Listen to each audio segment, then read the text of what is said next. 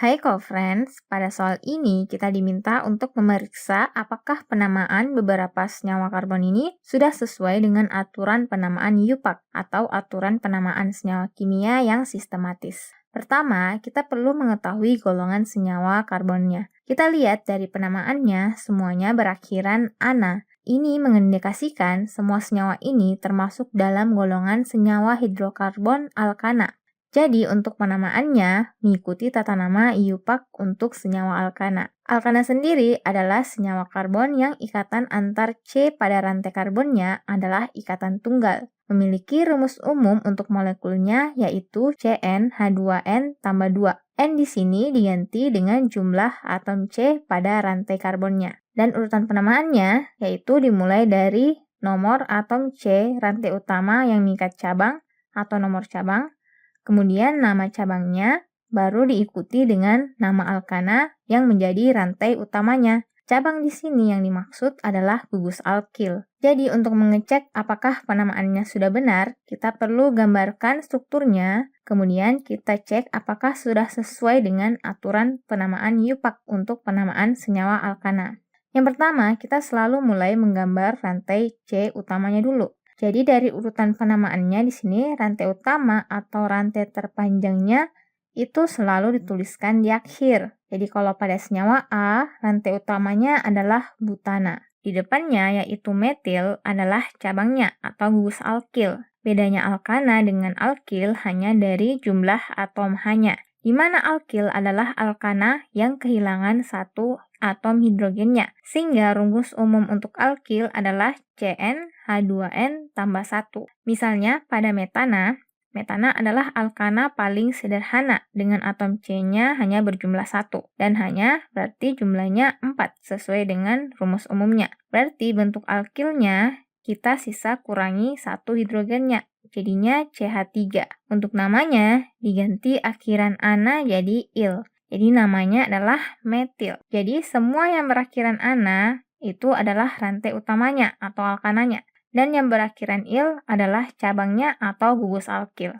Di sini pada senyawa A, rantai utamanya adalah butana. Alkana yang terdiri dari 4 atom C. Kemudian ada cabang metil di atom C nomor 4 dari ujung. Boleh dari ujung kanan atau dari ujung kiri, sama saja. Nah, kita lihat metil bukanlah sebagai cabang di sini, melainkan masuk ke dalam rantai utamanya. Metil adalah salah satu ujung dari rantai utamanya. Jadi, senyawa ini bukanlah alkana dengan rantai C bercabang, melainkan alkana rantai lurus. Kemudian kita lengkapi hidrogennya. Jadi di sini rantai utamanya bukanlah butana atau alkana yang atom C-nya 4. Karena ada 5 atom C, maka namanya adalah pentana.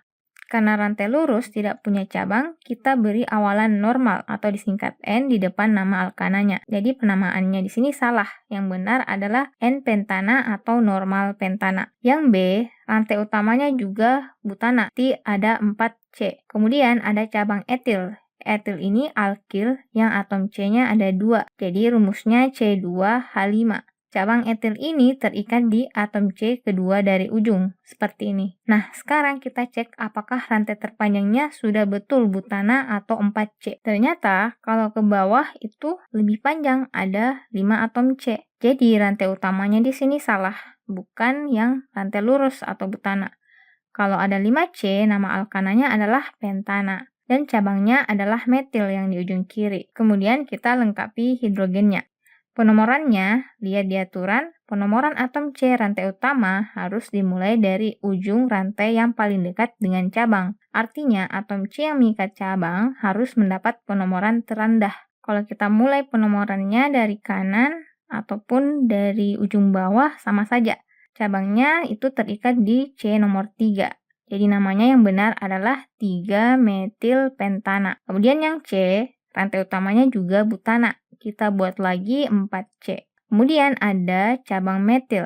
Karena ada awalan di pada metil, bisa lihat di aturan kalau cabangnya sama dan lebih dari 1, diberi awalan sesuai jumlahnya. Di sini karena metil ada awalan di, berarti ada 2 metil yang terikat pada atom C2. Jadi kalau letaknya sama, nomor cabangnya ditulis double dan dipisahkan dengan koma. Kemudian kita cek rantai terpanjangnya. Kalau yang lurus, kan ada 4, namanya butana. Kalau dari ujung atas ke kanan atau dari ujung kanan ke bawah, sama saja, butana juga. Jadi rantai utamanya sudah betul. Kemudian kita lengkapi hidrogennya. Jadi namanya adalah 2,2-dimetil butana.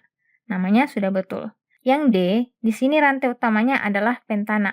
Jadi ada 5 atom C, kemudian ada cabang etil di C3, dan ada cabang metil di C3 juga. Jadi sama-sama terikat di atom C nomor 3. Sekarang kita cek rantai C terpanjangnya, apakah sudah betul yang terpanjang itu ada 5 atom C? Kita cek, iya, sudah betul. Selanjutnya penomorannya, baik dari ujung kanan atau dari ujung kiri sama saja nomor cabangnya yaitu 3. Jadi penamaan dan penomorannya sudah betul, tapi urutannya yang salah. Lihat pada aturan poin terakhir, jika mengikat cabang yang berbeda, di sini ada cabang metil dan etil, maka penulisannya harus berurutan sesuai dengan urutan abjad. Jadi seharusnya etil dulu yang dituliskan karena awalannya di sini E, baru diikuti dengan metil. Jadi nama yang benar adalah 3 etil, 3 metil, pentana. Jadi di antara keempat senyawa ini yang sesuai penamaannya hanyalah senyawa C. Sampai jumpa pada soal berikutnya.